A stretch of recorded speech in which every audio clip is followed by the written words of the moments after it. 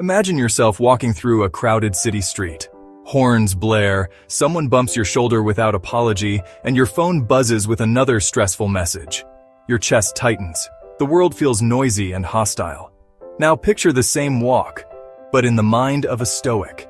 Each sound, each bump, each distraction is simply part of the path. Epictetus once said, "It's not what happens to you but how you react that matters." The same street, the same chaos, but a completely different inner world. This is what it means to walk through life like a Stoic, not just to endure, but to move through each day with calm strength. Let's explore how to make that walk your own. First, see obstacles as part of the path. Every morning we hope for a smooth day, but life rarely obliges. The bus is late, traffic piles up, a coworker dismisses your idea. Marcus Aurelius reminded himself, "The impediment to action advances action. What stands in the way becomes the way." Think of a runner training in the rain. The wet streets don't ruin the practice. They make the practice harder, and therefore more valuable. In the same way, every delay, every setback, every insult is material for your growth. Instead of resisting, a Stoic welcomes obstacles as training for the mind. This shift doesn't make hardship easier, but it makes it meaningful. And once you see hardship as part of the path, the world begins to feel less like an enemy, and more like a teacher. Our second practice is to carry only what is yours. We spend so much energy worrying about things beyond our reach, the economy, politics, the moods of people we love. But Epictetus drew the line clearly. Some things are in our control, others not. Imagine being stuck in traffic. You can fume at the red lights, curse the drivers, pound the steering wheel, but none of that will move the cars. What you can control is your breathing, your posture, your choice of thought. This doesn't mean indifference. It means clarity.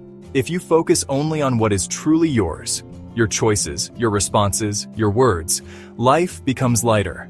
The Stoic carries only his own burden, and when you walk lighter, you walk freer. That freedom leads us to the next way of walking like a Stoic. Third, prepare your mind before the day begins. The Stoics practiced a kind of mental rehearsal each morning.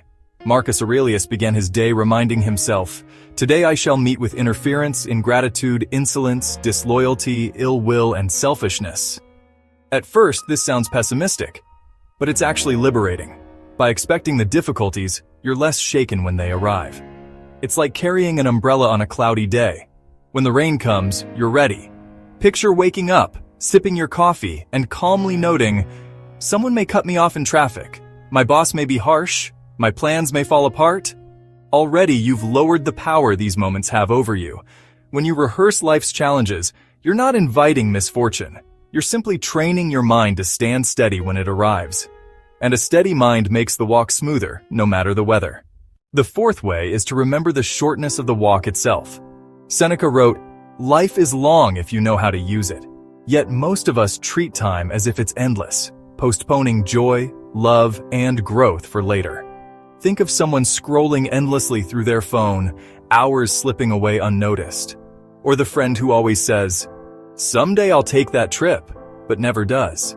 The Stoic way is to feel time's weight, not as a burden, but as a guide. When you realize each day is part of a limited walk, you treat the steps differently. A conversation becomes richer, a meal tastes fuller, even silence feels precious. Walking like a Stoic means refusing to waste the path you've been given. Finally, walk with kindness toward others. The Stoics knew that every person you meet is carrying an unseen load. Marcus Aurelius reminded himself, "We are made for cooperation, like feet, like hands." Imagine a crowded subway. A stranger shoves past you to reach the door. Your first instinct may be anger, but then you notice. Their eyes are red, their face weary. Perhaps they are rushing to someone in need. This doesn't excuse rudeness, but it invites compassion. When you assume others are struggling, you free yourself from needless conflict. Walking like a Stoic is not cold detachment. It's steady warmth. Kindness does not weaken you. It anchors you. And when you walk with kindness, you not only lighten your own burden, you lighten the world's. Think back to that crowded street from the beginning. The noise, the chaos, the push of strangers. You can walk through it tense, hurried and bitter, or you can walk through it steady, calm, and free. The Stoics left us a simple choice: Not how the world treats us, but how we move through the world. So tomorrow, when you step outside, remember, the obstacle is training. Control begins within. The day will test you. Time is precious, and every stranger carries a hidden weight. That's how you walk through life like a Stoic. Which Stoic way would you try first? Share it in the comments. I might read yours next time.